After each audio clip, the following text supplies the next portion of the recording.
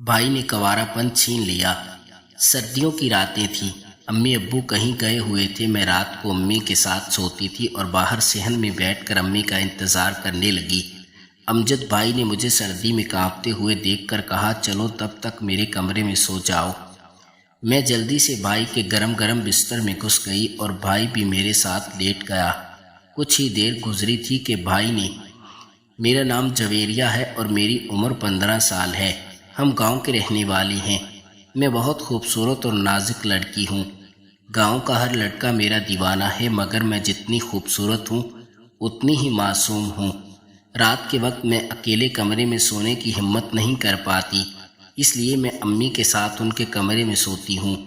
نومبر کی سرد رات تھی جب میں امی کو پاس والے گھر سے بلانے گئی۔ گلی میں اندھیرا تھا، میں اپنی پڑوسن کے گھر جا رہی تھی جب میں کیچڑ میں گر گئی اور میرے سارے کپڑے گندے ہو گئے۔ میں روتے ہوئے گھر واپس آ گئی اور واش روم میں نہانے لگی۔ گھر میں کوئی نہیں تھا۔ میں نہانے کے بعد بنا لباس کے ہی واش روم سے باہر نکلی۔ بھائی کے کمرے میں آ گئی کیونکہ میں کپڑے ساتھ لے کر جانا بھول گئی تھی اور بھائی کے کمرے میں ہیٹر لگا ہوا تھا۔ مجھے بہت سردی لگ رہی تھی، اس لیے میں اپنا بدن سکھانے لگی۔ میرا بھائی سو رہا تھا، میں نے اس پر دھیان ہی نہیں دیا اور کچھ دیر بعد کپڑے اوڑھ کر امی کے کمرے میں آ گئی۔ 1 گھنٹہ بعد لائٹ چلی گئی۔ مجھے ڈر لگنے لگا تھا۔ امی بھی ابھی تک گھر واپس نہیں آئی تھی، بھائی بھی سویا ہوا تھا۔ میں ڈر کے مارے بستر میں گھس گئی اور امی کی واپسی کی دعا مانگنے لگی۔ مجھے بستر پر کسی کا وجود محسوس ہوا۔ امی آپ واپس آ گئی ہیں؟ میں نے خوش ہوتے ہوئے پوچھا۔ امی نے مختصر جواب دیا اور میرے پیٹ پر ہاتھ رکھ کر مجھے اپنے نزدیک کر لیا۔ وہ مجھے بہت بھاری محسوس ہو رہی تھی۔ مجھے نیند آئی تھی، اس لیے میری آنکھیں بند ہونے لگی۔ رات کے وقت مجھے اپنے فٹ بالز کے درمیان شدت سے کچھ چبھا۔ میں نے آہ کی اور اپنے فٹ بالز کے درمیان ہاتھ رکھا۔ وہاں امی کا ہاتھ پہلے سے ہی موجود تھا۔ امی میرے پیچھے ہی سوئی ہوئی تھی۔ مجھے بہت عجیب درد ہوا تھا۔ میں دوبارہ سو گئی۔ اگلے دن جب میری آنکھ کھلی تو میں نے دیکھا امی میرے سامنے سوئی ہوئی تھی، جبکہ رات کو میرے پیچھے سوئی ہوئی تھی۔ میں واش روم چلی گئی۔ میرے فٹ بالز ابھی بھی مجھے تکلیف دے رہے تھے۔ میں واش روم سے باہر آئی تو امجد بھائی مجھے حیرت بھری نظروں سے دیکھنے لگے اور مسکرا پڑے۔ انہیں مسکراتا دیکھ کر میں بھی مسکرا پڑی۔ جویریہ، تم مجھے الماری سے کپڑے نکال دو، وہ اوپر والی الماری میں ہیں۔ میری کمر میں درد ہے، اسی لیے اسٹول پر کھڑا نہیں ہو سکتا۔ امجد بھائی نے کہا۔ امی سوئی ہوئی تھی، اس لیے میں بھائی کے ساتھ کمرے میں چلی گئی۔ میں اسٹول پر کھڑی ہو کر الماری کے اوپر والے حصے سے کپڑے نکالنے لگی۔ بھائی کا ہاتھ میرے فٹ بالز پر ہی تھا۔ کچھ دیر بعد جب بھائی نے فٹ بالز کے منہ پر ہاتھ رکھا، میں درد سے اچھلی اور پھر بھائی سمیت نیچے جا گری۔ مجھے کھڑا ہی نہیں ہونے دے رہے تھے۔ میں خود ہی ہمت جتا کر کھڑی ہوئی اور اپنے کمرے میں چلی آئی۔ مجھے سمجھ نہیں آ رہا تھا کہ مجھے درد کیوں ہو رہا ہے۔ شرم کے مارے امی کو بھی نہیں بتا سکتی تھی۔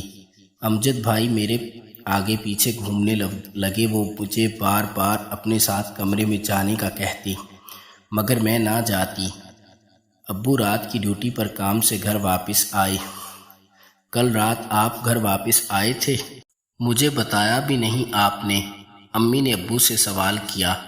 نہیں تو میں کب گھر واپس آیا تھا، ابو نے چلاتے ہوئے جواب دیا، مگر میں نے خود آپ کو رات کو کمرے سے باہر نکلتے ہوئے دیکھا ہے، امی نے حیران لہجے میں کہا۔ ابو کے چہرے پر پسینہ آنے لگا۔ وہ بولے، نیند میں ہوگی تم، میں کیوں چھپ کر گھر آؤں گا، ابو نے کہا اور اپنے کمرے میں چلے گئے۔ ابو کے جواب پر امی افسردہ نگاہوں سے میری جانب دیکھنے لگی۔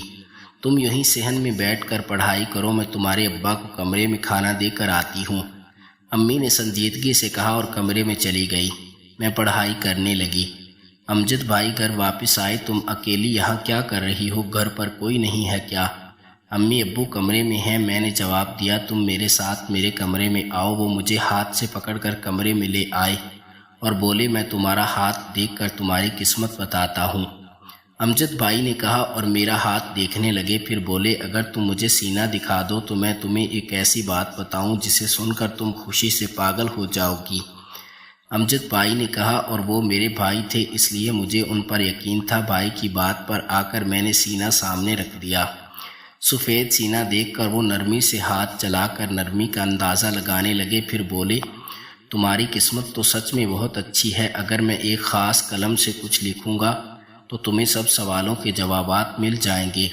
امجد بھائی کسی خاص قلم کی بات کرتے ہوئے بولے۔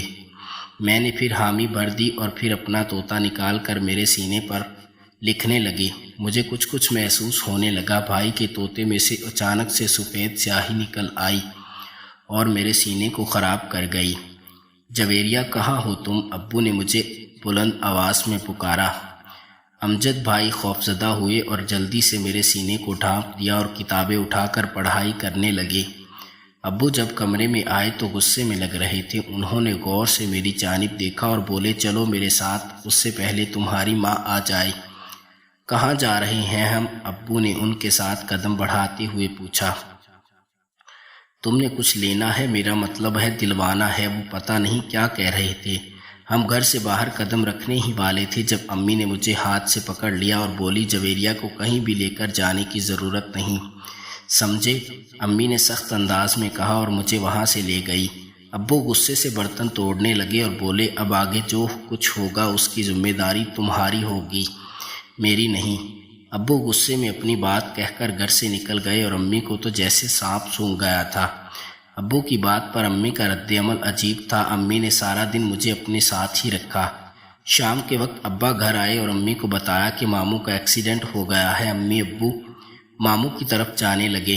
میں بھی ان کے ساتھ جانا چاہتی تھی مگر امی نے مجھے اپنے ساتھ لے جانے سے منع کر دیا کیونکہ وہ دونوں بائک پر گئے تھے۔ امجد بھائی بھی گھر پر نہیں تھے، وہ بھی اپنے امی ابو کی طرف گئے ہوئے تھے۔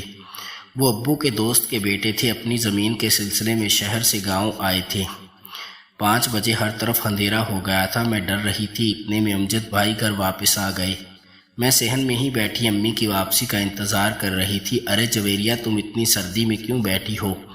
میرے کمرے میں چلی آؤ، وہ بہت گرم ہے۔ میں بھی صحن میں بیٹھ کر تھک گئی تھی، اس لیے امجد بھائی کے بستر پر جا کر لیٹ گئی۔ کچھ دیر بعد امجد بھی بستر میں گھس آیا اور اپنا طوطا میرے فٹ بالز کے درمیان رکھ دیا۔ میں درد سے چلائی اور بستر سے نکل گئی۔ امجد میرے سامنے آ کھڑا ہوا اور میرے ساتھ زبردستی کرنے لگا اور بولا، اس دن میں نے تمہیں کمرے میں دیکھ لیا تھا، بس اسی طرح میری نیت تم پر خراب ہو گئی۔ مجھے کچھ سمجھ نہیں آ رہا تھا کہ وہ کیا کہہ رہے ہیں۔ اس سے پہلے وہ ہر حد پار کرتے ابو وہاں ٹھیک وقت پر آ گئے اور میری عزت بچا لی۔ ابو نے امجد کو خوب مارا اور گاؤں والوں نے اسے کالا کر دیا اور گدھے پر بٹھا کر گاؤں سے پولیس تھانے لے آئے اور پولیس کے حوالے کر دیا۔ امی ابو کو اسی دن شک ہو گیا تھا جب امجد کمرے میں آیا تھا اور امی کو لگا کہ وہ ابو ہے۔ امی نے مجھے سمجھایا اور بتایا یہ سب کچھ کیا ہے۔ بیٹیوں سے ایسی باتیں چھپا کر رکھنا ان سے ظلم ہے۔ انہیں معلوم ہونا چاہیے کہ اگر کوئی آدمی اسے اس طرح ہاتھ لگائے یا کچھ کرنے کی کوشش کرے تو وہ جرم ہے۔ میرے ماں باپ کی سمجھداری نے میری عزت بچا لی تھی۔ امجد اب جیل میں ہے۔ کسی بھی غیر لڑکے کو گھر میں رکھتے وقت اس پر نظر ضرور رکھیں کہ کہیں اس کی نظر آپ کی بہن بیٹی پر تو نہیں ہے۔